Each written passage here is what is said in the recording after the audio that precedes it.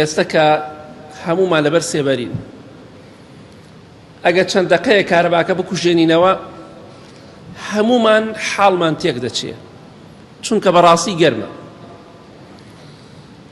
یەکێک لە هۆکارەکانی ئەو گەرمەی کە ئەمڕۆ ئێمە دەیچێژین، ئەو گەرما و ناڕەحەتی کە تەحەمولی ناکەین، وەکو سەبەبێک خۆرە.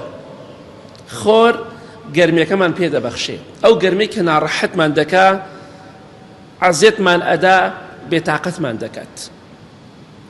لە کاتێکە زانایان دەفەرمون تقریباً 29 ملیۆن میل لە ئێمەوە دوورە خۆر، 29 ملیۆن میل دوورە لە ئێمەوە، بەڵام ئێمە ناڕەحەت دەبین. لەبەر سێبەرەکەیش گەرمی خۆر تەئسیرمان لێکا لە ماڵەکانی خۆمانە. بەڵام ئەوە دڵنیا بنەوە ڕۆژێک دێت خۆر زۆر نزیک دەبێتەوە لە ئێمە، یەک بەیەکی ئێمە ئەو ڕۆژە لە پێشمان هەمومان دەیبینین. پێغەمبەری خوا صلی الله عليه وسلم لە حەدیثێکی صحیح مسلمدا دەفەرمێ لە ڕۆژی قیامەتە خۆر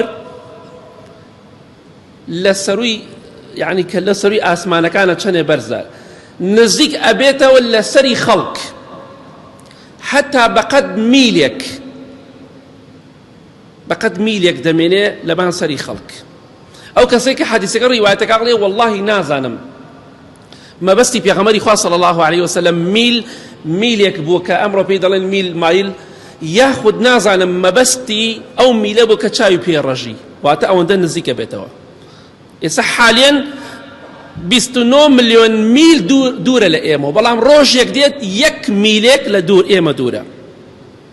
ئەو خۆرە لە ڕۆژی قیامەتە ئالەو شوێنەی کە ئینسان دەوەستێت 40 ساڵ بەپێوە، یەک بە یەک تووشمان دەبێت.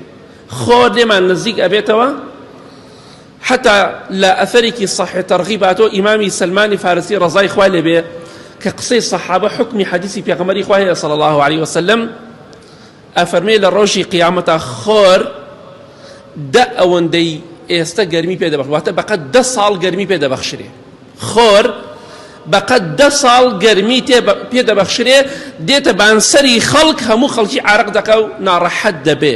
بەڵام لەو ڕۆژەشدا کۆمەڵە کەسێکی بەختەوەر هەیە کە چەند تاقمێکن، 7 تاقم زیاتریشن، لە ژێر سێبەری عەرشی خوای گەورەدان ناخۆشی ناڕەحەتی ئەو خۆرە نابینن.